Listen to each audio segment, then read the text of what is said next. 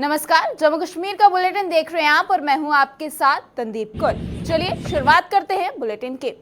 पुंछ हमले के बाद बीएसएफ ने आज रामगढ़ बॉर्डर पर तलाशी अभियान चलाया। इस दौरान संदिग्ध परिस्थितियों में भांपते हुए बीएसएफ के हवाई फायरिंग भी करने की जानकारी के अनुसार आज सुबह करीब 5 बजे बीएसएफ की 148वीं बटालियन द्वारा नारायणपुर पोस्ट के पास पाकिस्तान की तरफ से संदिग्धों की सूचना पर सर्च ऑपरेशन चलाया गया।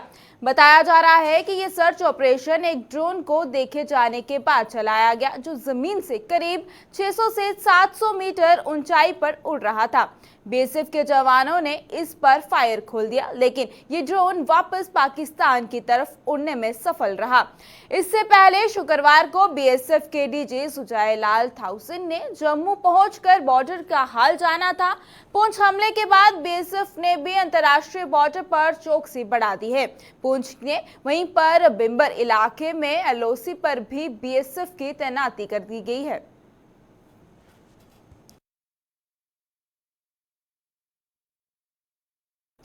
देश भर में आज ईद उल फितर का त्योहार बड़ी धूमधाम के साथ मनाया जा रहा है। वहीं पर जम्मू कश्मीर प्रदेश में भी आज सुबह मस्जिदों में ईद की नमाज पढ़ी गई, जिसके बाद लोगों ने एक दूसरे को मुबारकबाद दी।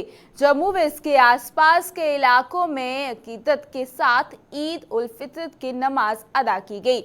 वहीं पर जिले के सभी ईदगाहों और मस्जिदों में मुस्लिम समुदाय के लोगों ने ईद नमाज अदा कर धर्म के प्रति अपनी आस्था निभाई और शहर में स्थित ईदगाह के अलावा जिज्ञाना मस्जिद व अलग जगहों पर भी आज मुस्लिम समुदायों ने इस पर्व को अपनी परंपरा अनुसार निभाया और वहीं पर इस मौके पर अन्य समुदाय के लोगों ने भी उन्हें मुबारकबाद देकर आपसी भाईचारे का परिचय दिया।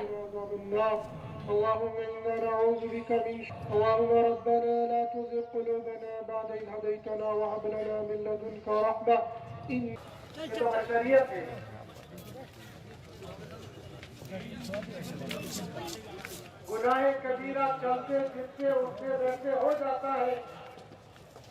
इसके लिए अल्लाह की जात से उम्मीद रखनी चाहिए। बाबरकत और मुबारक दिन के आने पर तमाम लोगों को मुबारकबाद पेश करते हैं और ईद मुबारक देते हैं। और हमने ईद की नमाज़ पढ़ी। ईद की नमाज़ पढ़ने के बाद दुआएं की और हमेशा दुआ करते रहते हैं कि जैसे आज के दिन हम खुश होते हैं, एक दूसरे से गले मिलते हैं और एक दूसरे के साथ प्यार मोहब्बत के साथ बातें करते हैं, हमारी ये दुआ रहती है और कोशिश रहती है हम इसी तरीके से प्यार मोहब्बत के साथ अमन चैन सुकून के साथ ज़िंदगी गुजारें। और जो भाईचारे का ख़ास तौर पर जम्मू के अंदर एक मिसाल कायम रहती है कि तमाम मज़ाहिब के लोग इस त्यौहार के मौके पर मुसलमानों का साथ देते हैं, मिठाइयाँ बांटते हैं, एक दूसरे के साथ मिलते हैं।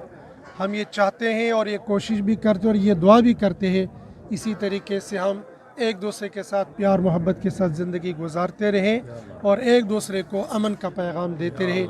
ये हमने दुआ भी की और इसकी हम कोशिश भी करें। सर, ईद के मौके पर मैं यही कहूँगा कि ये जो ईद का त्यौहार है, असल में जो इंसान से भूल चूक गुनाह होते हैं तो साल भर जब कभी हो जाते हैं तो उसके लिए ये ऊपर वाले की तरफ से एक महीना अता किया गया है कि इसमें जल जाना, अपने गुनाहों को जला देना, अपने आप को साफ पाक करना।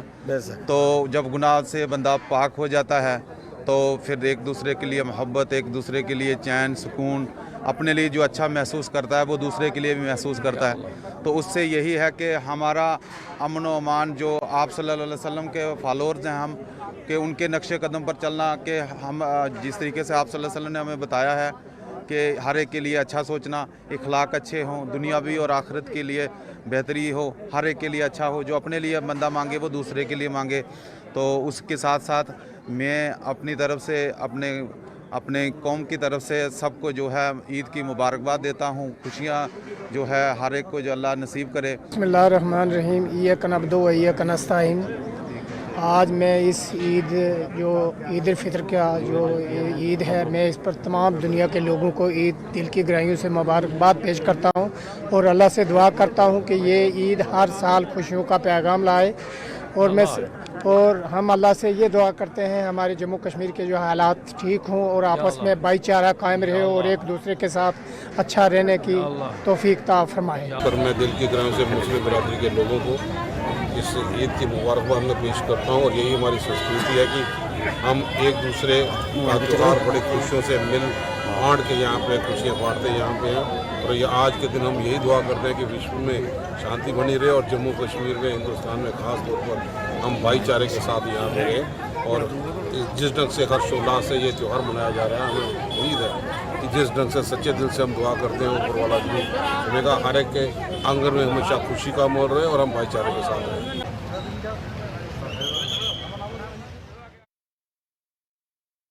जम्मू शहर में अवैध निर्माण करवाने में नगर निगम का खिलाफ वर्जी विंग कोई कसर नहीं छोड़ रहा है। खिलाफ वर्जी विंग के अधिकारियों की मिलीभगत से ही अवैध निर्माण किए जा रहे हैं और इसकी पुष्टि इस समय जम्मू नगर निगम के मेयर राजेंद्र शर्मा ने की है। दरअसल मेयर निगम के कमिश्नर राहुल यादव के साथ लेकर शहर के वार्ड नगर 35 जानीपुर कॉलोनी का औचक दौरा किया और वहां हो रहे अवैध निर्माण को उन्होंने मौके पर ही बंद करवा दिया।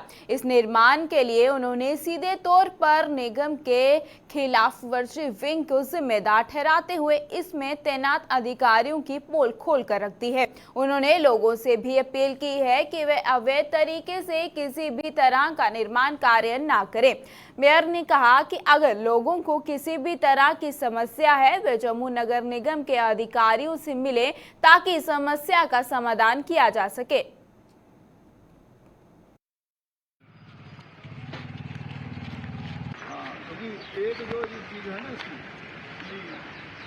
देखिए, हमने 1000 बार कहा है कि जो हमारा खिलाफ वर्जी विंग है वो अच्छे से नीचे काम करे और उसके तहत ही आज ये इंस्पेक्शन की गई है और यहाँ ये पाया गया है कि जो ये कंस्ट्रक्शंस हुई हैं इनमें जो परमिशन है वो नहीं है। और साथ में जो हमारा खिलाफ वर्जी विंग है उसने क्या किया कि नीचे से कंस्ट्रक्शन जब जीरो से शुरू हुई तो वो कहाँ थे उस वक्त। इसका मतलब उन्होंने फैसिलिटेशन की होगी। ये भी हमें जानकारी है कि कई कॉलोनीज रेगुलाइज नहीं है, कई जगह ऐसी हैं जहाँ परमिशन नहीं मिल सकती as per building by law, लेकिन उस सब का भी एक तरीका होता है और उसके मीडियम निकाले जा सकते हैं। लोगों की परेशानियां भी समझ में आती हैं, लेकिन ये जो हमारा खिलाफ वर्जी विंग है इन्होंने बड़ा उद्यम मचा के रखा है और एक्सटॉर्शन तक अब काम चल गए हैं। तो ये सारी चीज़ें रोकने के लिए जो हमारा जम्मू म्युनिसिपल कॉरपोरेशन का पूरा प्रशासन है उसने ये तय कर लिया है कि अब ऐसे लोगों को बख्शा नहीं जाएगा। Day and night right from commissioner to the सफाई साथी लोग काम कर रहे हैं, लेकिन ऐसे लोग पूरी कॉरपोरेशन का नाम बदनाम कर रहे हैं। वो उससे जो एलजी साहब और चीफ सेक्रेटरी जो पूरे प्रदेश को एक पारदर्शिता के साथ आगे बढ़ाना चाहते हैं उसमें भी ठेस पहुंच रही है और सिर्फ इन्हीं लोगों के कारण। तो ये अब कड़ा संज्ञान लेते हुए कड़ी कार्रवाई इन पे की जाएगी और लोगों से भी मेरा निवेदन है कि इनकी बातों में ना आए। अगर आपको कोई प्रॉब्लम है आप जम्मू म्युनिसिपल कॉरपोरेशन में आए हमारे पास, हम वो कोई ना कोई उसका रास्ता निकालेंगे। एक जो चीज है ना इसकी जम्मू के जेएमसी अस्पताल में सस्ती दवाइयों के नाम पर खोली गई अमृत फार्मेसी सफेद हाथी साबित हुई है। लोगों का आरोप है कि जिस उद्देश्य को लेकर सरकार ने अमृत फार्मेसी को जीएमसी में खोला था उसका लाभ मरीजों को नहीं मिल रहा है। इन लोगों के मुताबिक डॉक्टरों द्वारा लिखी गई 6 दवाइयों में से इस दुकान में मात्र एक ही दवाई मिल पाती है और अन्य दवाइयां मरीजों को बाजार से ही खरीदने को मजबूर होना पड़ता है। लोगों का ये भी कहना है कि सरकार ने इस दुकान को खोलते समय जो भी दावे किए थे वह सभी दावे अभी तक खोखले ही सिद्ध साबित हुए हैं।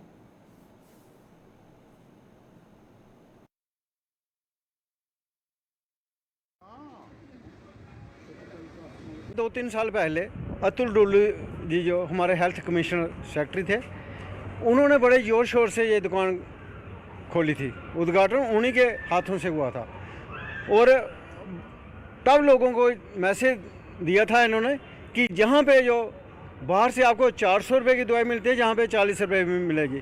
जो इम्प्लांट बाहर से आपको 18,000 का मिलता है, इधर आपको 8,000 का मिलेगा।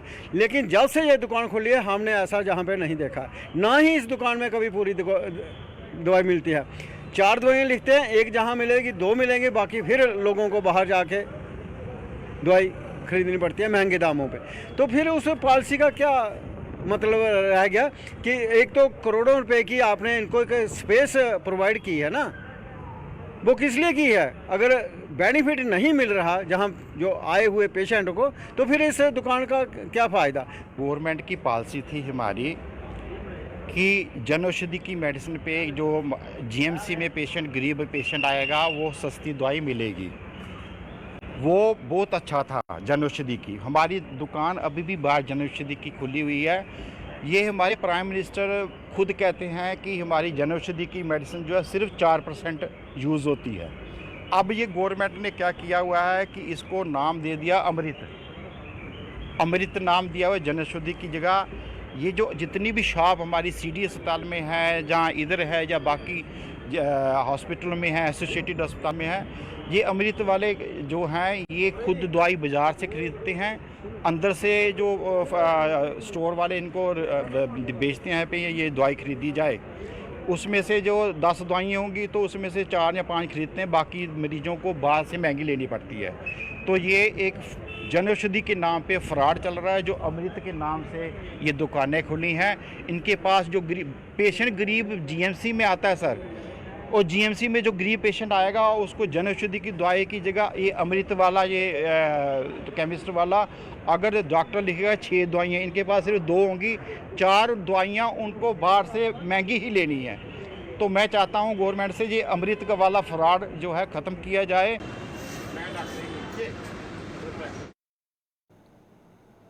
भगवान परशुराम जन्मोत्सव पर डोगरा ब्राह्मण प्रतिनिधि सभा जम्मू द्वारा सभा कार्यालय के विशेष कार्यक्रम का आयोजन किया गया। इसमें बड़ी संख्या में लोगों ने भाग लेकर भगवान परशुराम की पूजा अर्चना की। इस अवसर पर सभा द्वारा विशेष मंत्रोच्चारण का भी आयोजन किया गया।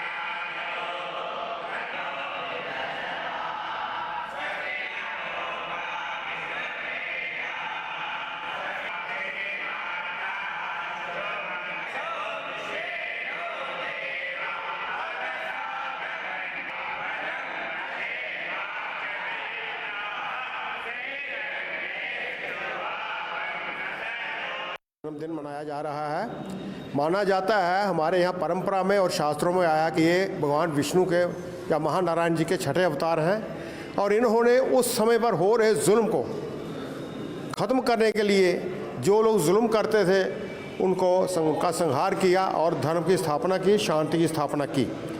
ये केवल किसी एक विशेष धर्म या जाति के नहीं है, ये पूरे हिंदू समाज के या पूरे विश्व समाज के लिए इन्होंने एक मैसेज दिया, जिसे हम कहते हैं वसुधैव कुटुंबकम। पूरी दुनिया एक वसुधा यानी पृथ्वी का एक कुटुंब है, और ये मैसेज देने के लिए भगवान श्री परशुराम जी ने यह काम किए। आरोपित किया जाता है कि इन्होंने किस विशेष लोगों का संहार किया, ऐसी बात नहीं है।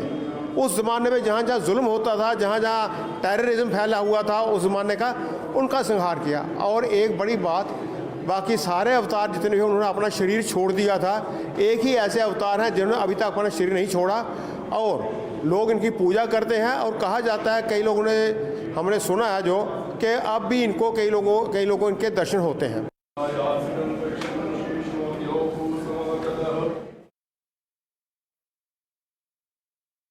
देश भर में भगवान परशुराम जी की जन्मोत्सव बड़े धूमधाम के साथ मनाई जा रही है।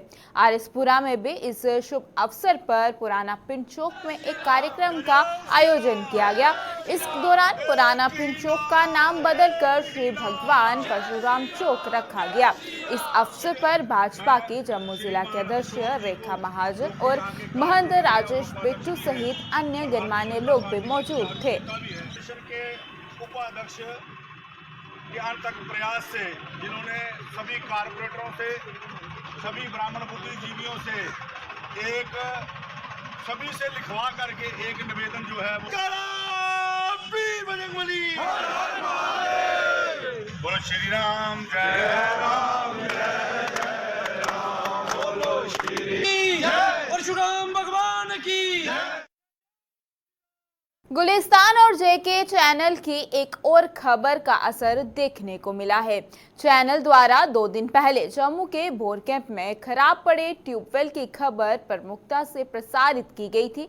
खबर के प्रसारित होते ही जल शक्ति विभाग हरकत में आया और इस ट्यूबवेल की मरम्मत करवाकर लोगों को पेश आ रही पानी की समस्या को दूर कर दी। स्थानीय लोगों ने इसके लिए गुलिस्तान न्यूज और जेके चैनल के साथ साथ जल शक्ति विभाग का भी आभार जताया है।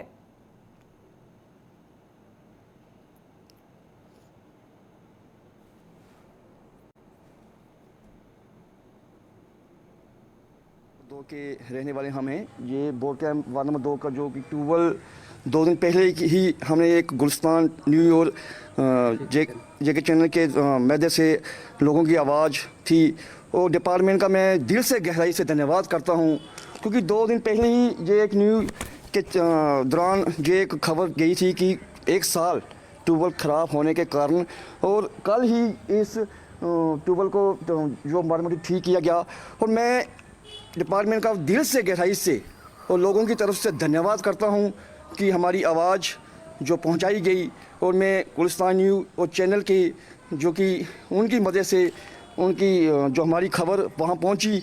एक दिन न्यूज़ चली, उसके दूसरे दिन ही अधिकारियों ने मोर्चा संभाल दिया और कल रात 9 बजे ट्रायल देकर के डिपार्टमेंट के अधिकारियों ने देर रात तक कड़ी मेहनत के बाद इस ट्यूबवेल को फिर से शुरू किया है। मैं गुलिस्तान चैनल का, जेके चैनल का अपने पूरे समाज के लोगों की तरफ से, पूरे भोर कैंप के लोगों की तरफ से शुक्रिया अदा करता हूँ। खास करके अब श्रीमान खन्ना साहब का भी शुक्रिया अदा करता हूँ, जिन्होंने हमारी बात को समझा और तुरंत ही अधिकारियों को निर्देश देकर के भोर कैंप में काम करने का निर्देश जारी किया। जम्मू शहर में ट्रैफिक को सुचारू रूप से चलाने के लिए शहर के विभिन्न चौक चौराहों पर ट्रैफिक सिग्नल लाइट्स लगाई गई थी। लोगों का आरोप है कि ये करोड़ों रुपए खर्च करने के बाद भी इन लाइट्स के ट्रैफिक सिस्टम को चलाने में कोई योगदान नहीं है और ये अब शो पीस बनकर रह गई हैं। लोगों के मुताबिक ट्रैफिक सिग्नल लाइट्स ना चलने के कारण आए दिन हादसे पेश आ रहे हैं।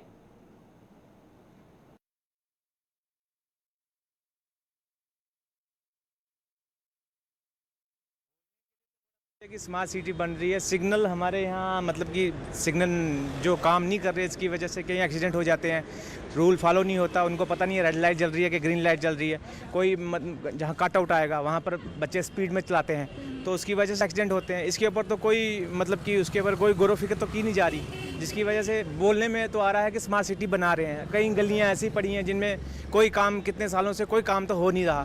तो मतलब मेन जगह को टारगेट करा है कि बस इनको थोड़ा सा हम अपनी तरफ से क्लियर करेंगे तो दिखाएंगे मेन सिटी। अगर मतलब कि कहने का ये मतलब है कि अगर आप जम्मू स्मार्ट सिटी बना रहे हैं तो जम्मू में वो गलियां भी आएंगी, वो चौक भी आएंगे, वो सारी चीज़ें आएंगी, तब जाकर जम्मू स्मार्ट सिटी बनेगा।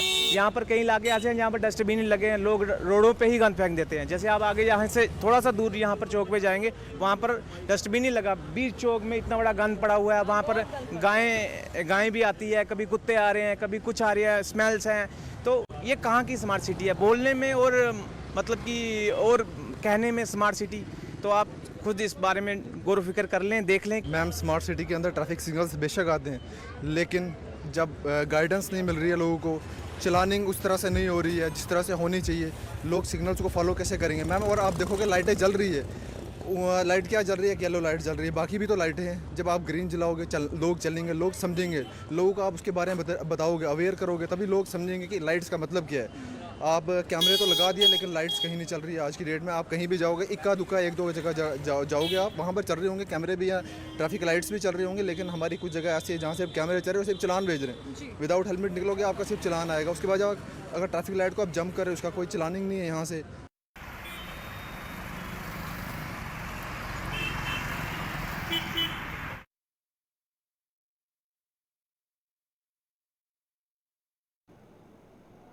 जम्मू कश्मीर के इस बुलेटिन में फिलहाल इतना ही। इसी के साथ मुझे दीजिएगा इजाजत। नमस्कार।